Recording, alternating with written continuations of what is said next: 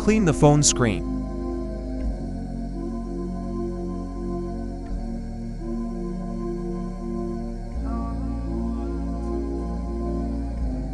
Fold the sheet sideways and remove the cut from the sheet. Make sure all 3 layers are removed from the sheet. Place the cut over the phone. Check if the alignment is correct. If the alignment is incorrect, lift all the 3 layers and adjust the alignment.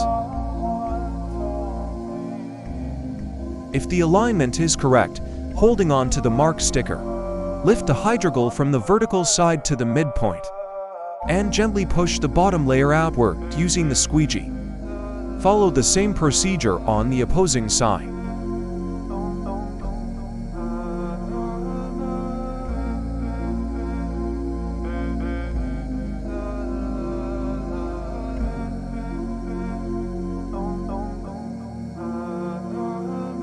Remove the top layer, leaving the hydrogel on the phone.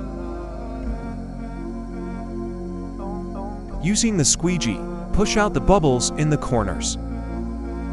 The bubbles, lines and shades will disappear automatically within 24 hours.